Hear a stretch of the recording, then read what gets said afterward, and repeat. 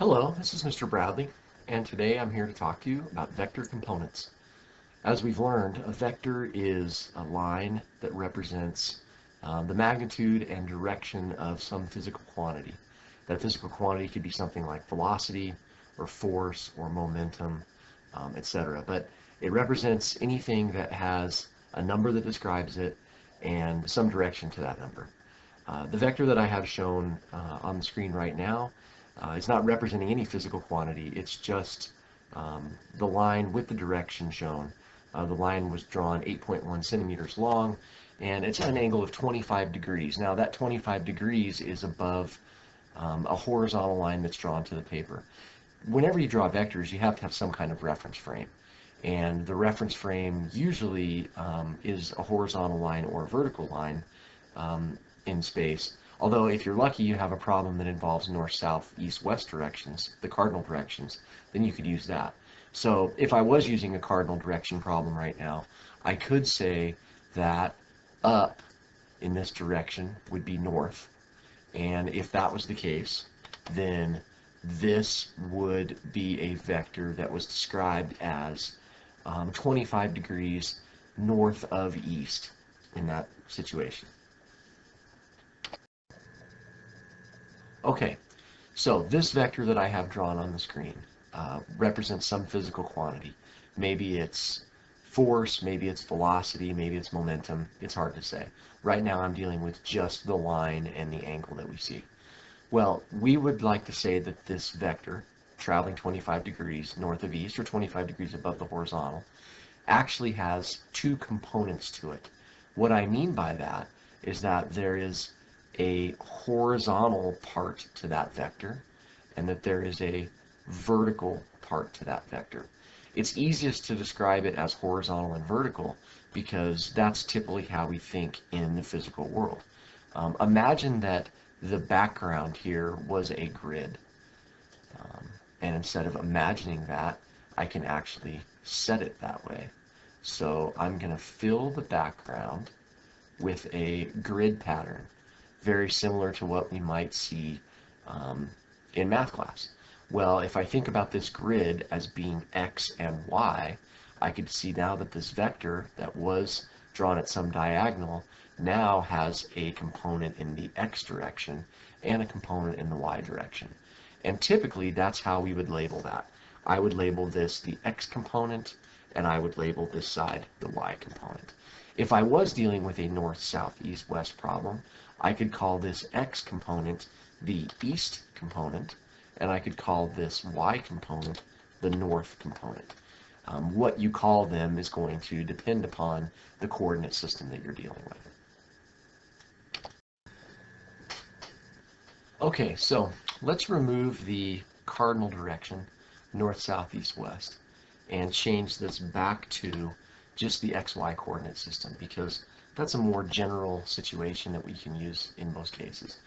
Now that I have shown how this 8.1 centimeter vector can be broken up into its two components, it's a matter of discussing how do I find the value of these two components. Well, that's where our good old friend trigonometry comes into play. If you're not familiar with this triangle and this relationship, this is a pretty basic thing in trigonometry, but the relationship between the sides of the triangle and the angles that make up the triangle can be used with the expression Sohcahtoa, which is the sine, cosine, tangent relationships. Now, this particular picture is not talking about, or not specific about which angle is important here, so I'm going to label the angle that we would be measuring here as the angle between, as the angle that would be called BAC, if you remember from geometry. So the relationships between sine, cosine, and tangent is basically that if I wanted to look at this angle, I could relate the opposite side of that angle to the hypotenuse with the sine relationship. The sine of this angle would be the ratio of the opposite over the hypotenuse of that triangle. In physics, when we deal with the Sohcahtoa relationships, we always want to be using degrees, not radians. There's reasons for using the radian relationship that we're not going to get into right now, but you definitely want to make sure that you're dealing with angles and degrees.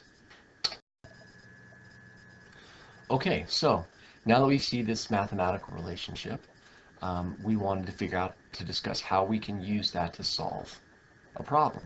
Well, if I wanted to find the length of side x or the length of side y, I could use the sine-cosine relationships, do a little algebra to rearrange it to calculate what those are. Well, those relationships are right here.